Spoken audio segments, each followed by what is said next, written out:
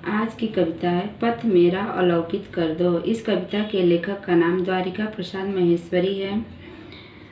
पथ मेरा अलौकित कर दो, नवल प्रात की नवल रश्मियों से मेरे उर का तम हर दो। भावार्थ देखिए, कभी ईश्वर से प्रार्थना करते हैं और कहते हैं कि हे ईश्वर, मेरा जो रास्ता है उसे प्रकाश से युक्त कर दो और अपनी नई नई किरणों से मेरे हृदय का अंधेरा दूर कर दो। अगली पंक्ति देखिए, मैं नन्हा सा पथिक विश्व के पथ पर चलना सीख रहा हूँ। मैं नन्हा सा विहग विश्व के नभ में उड़ना सीख रहा हूँ। पहुँच सकूँ निर्दिष्ट लक्ष्य तक, मुझको ऐसा पग दो पर दो। भावार्थ देखिए, कभी ईश्वर से कहते हैं कि मैं एक छोटा सा राही हूँ जो विश्व के रास्ते पर चलना सीख रहा हूँ। इतना ही नहीं, कभी कहते हैं कि इस संसार का मैं बहुत ही छोटा सा पक्षी हूँ जो संसार रूपी आकाश में अभी उड़ना सीख रहा हूँ।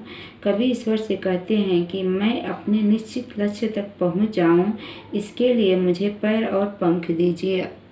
अगला भावार्थ देखिए, पाया जग से जितना अब तक और अभी जितना मैं पाऊँ, मनोकामना है या मेरी उससे कहीं अधिक दे जाऊँ। धरती को ही स्वर्ग बनाने का मुझको मंगलमय वर दो। भावार्थ देखिए, कभी ईश्वर से कहते हैं कि मैं इस संसार में अब तक जो कुछ भी पाया हूँ और आगे जो कुछ भी पाऊँगा, मेरी मन की यह इच्छा है कि उससे अधिक इस संसार को देकर जाऊँ।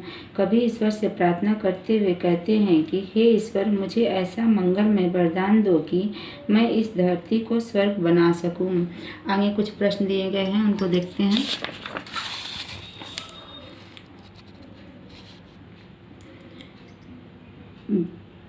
विश्व के पथ पर चलना कौन सीख रहा है? विश्व के पथ पर नन्हा पथिक चलना सीख रहा है। नन्हा पथिक कहाँ तक पहुँचना चाहता है? नन्हा पथिक निर्दिष्ट लक्ष्य तक पहुँचना चाहता है। विहग शब्द का क्या अर्थ है? विहग शब्द का अर्थ पक्षी है। नभ के दो परिवाची शब्द लिखिए। नभ के दो परिवाची शब्द आकाश और गगन है। हृदय का अंधकार कौन दूर करना चाहता है? हृदय का अंधकार नन्हा पथिक दूर करना चाहता है। कभी किसको अलौकित करने की प्रार्थना कर रहा है? कभी पथ को अलौकित करने की प्रार्थना कर रहा है। नन्हा पथिक क्या सीख रहा है? नन्हा पथिक चलना सीख रहा है। कभी धरती को क्या बनाने का वर मांगता है? कभी धरती को स्वर्ग बनाने का वर मांगता है।